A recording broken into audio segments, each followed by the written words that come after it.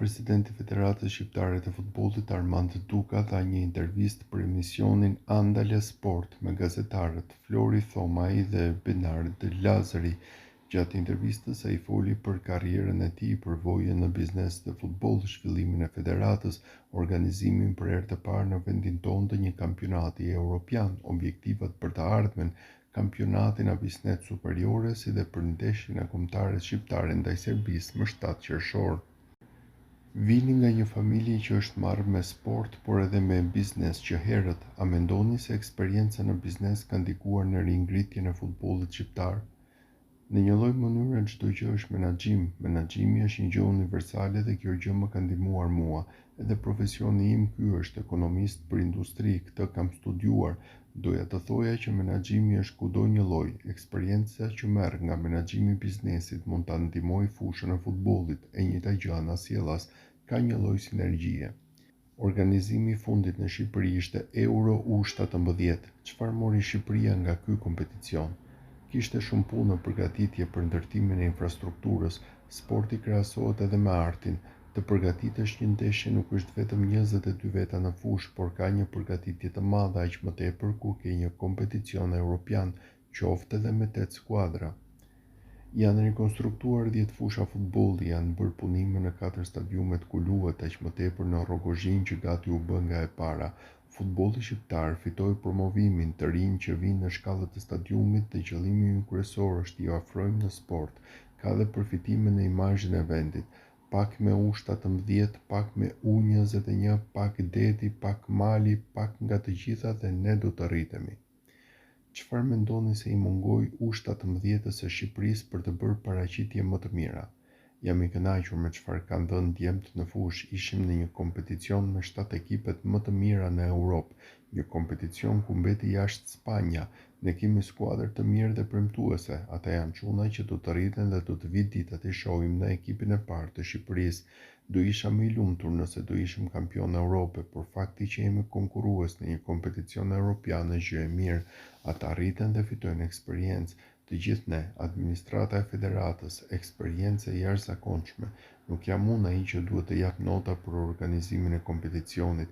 Kemi pasur një darkë zyrtare me delegacionet e skuadrave në Shqipëri dhe përfaqësuesi i Federatës Angleze më tha që edhe ne e kemi organizuar në vitin 2018 kampionatin evropian U17 dhe që kam qenë në disa Euro U17, por më të mirë se ky nuk kam marrë pjesë asnjëherë.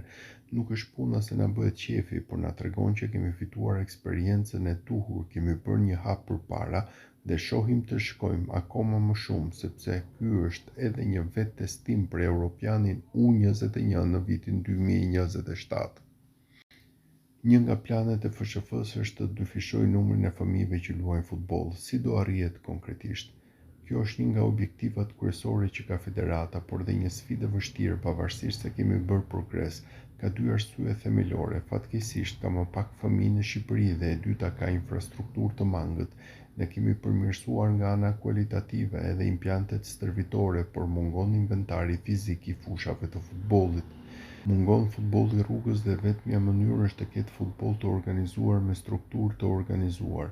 Realisht mungon aty ku duhet të ketë më shumë, në qytetet me densitet të madh si Tirana, sepse sipërfaqet e lira në Tiranë janë të limituara ose janë shfrytzuar për ndërtime.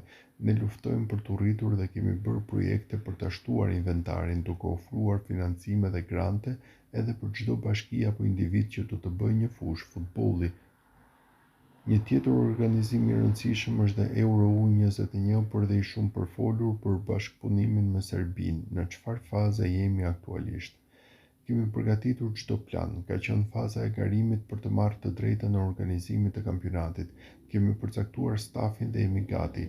Është më e vështirë se U17 sepse është i dyti për nga rëndësia e Europianit në UEFA. Niveli i vështirësisë është i lartë. Kemi përcaktuar ku do luhet, ku do bëhen stërvitjet e vendet e akomodimit dhe kemi 2 vjet kohë për ta përgatitur. Jam i sigurt që do ta bëjmë në mënyrën më perfekte të mundshme. Vendimi për të marrë një kampionat me Serbi nuk është i lehtë. Ky është një organizim sportiv. Kampionatet do të luhen në 2 vende të ndryshme. Mesazhi për mua është pozitiv, ne duhet të shohim përpara, gjithë bota flet për marrëdhënie të paqta dhe zhvillim, ndaj edhe fëmijëve tanë nuk duhet u lëmë luftë, por paqe. Po afronte ndeshja me Serbinë në datën 7 qershor. Edhe kjo ndeshje ka sensibilitetin, por dhe eksperiencën që ka Shqipëria në organizimin e ndeshjeve kundër Serbisë apo pak a shumë si ndaj Greqisë. Ajo që duhet përqendruar është rezultati sportiv, sepse në këtë grup çdo kush që ndjek futbollin e projekton Anglinë si vendin e parë, dhe kjo ndeshje na jep mundësinë të vazhdojmë të ndorrojmë ose na SB atë. Nga pikpamja sportive vazhdoj të mendoj që është e vështirë dhe ka presion edhe për djemt që luajnë. Kërkesat janë të larta dhe stadiumi do të jetë i mbushur. Uroj mos të jetë presion që e ndrydh ekipin tonë, por të jetë një shtys për të rritur drejt një rezultati pozitiv. Uroj që ekipi jonë të shfrytëzojë pozitivisht. A është frika një incidenti në Tiranë? Ne bëjmë bashkëpunimi me institucionet organizative dhe i bëjmë thirrje gjithë mbështetësve ta shohin si një ndeshje futbolli, të bashkëpunojnë me ne për të pasur një organizim pozitiv me emocionet e një ndeshje futbolli. Incidentet nuk ndihmojnë askënd, le të mbështesim skuadrën dhe të ecim përpara. Së fundmi, Iglitari është bërë drejtor sportiv të Milani. Si ndiheni për këtë arritje? E njoh nga afër dhe e mbaj mend që nga koha kur ishte futbollist në Kombëtare, është me shumë vullnet dhe punon shumë. Ka punuar shumë, kam besim dhe e ka treguar që atë detyrë bën mirë. Kjo nuk është një krenari personale, por krenari për një shqiptar që bën sukses në arenën ndërkombëtare.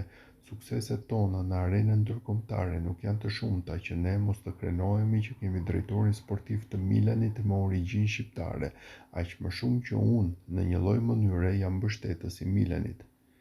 A mendoni që edhe kampionati po bën hapa para ashtu si Kombëtarja? Kampionati për të bërë më shumë hapa para, për të qenë atraktiv, me më shumë kualitet dhe spektator, ka nevojë për një organizim më të mirë të klubeve dhe mbështetje financiare. Nuk është e lehtë që klubet të prodhojnë financa për të rritur nivelin, ndaj ka nevojë për mbështetje që ka munguar gjithmonë në legjislacionin shqiptar. Historia ka treguar që presidentët e klubeve me dëshirën për të bërë një ekip më të mirë edhe kanë rrënuar biznesin e tyre dhe kjo nuk është një gjë e mirë.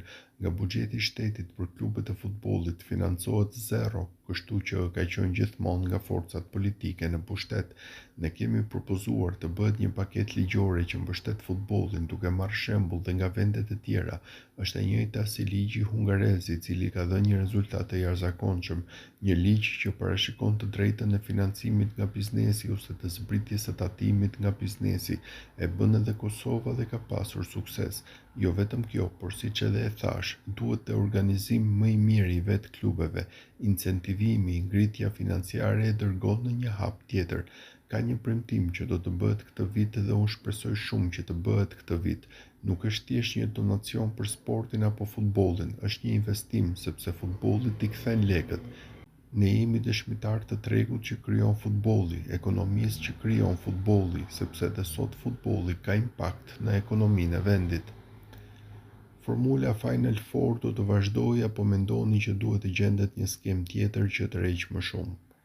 Me apo pa Final Four do bëhet i njëjti diskutim. Çdo formulë ka pikat e forta dhe të dobta. Ne kemi kërkuar dhe menduar të bëjmë Final Four për të prodhuar një kompeticion më shumë, për të promovuar futbollin. Është ndjekur më shumë se sa kampionati 36 javëve. Nga pikpamja promocionit, emocionit, suspansës që krijon, është pozitive.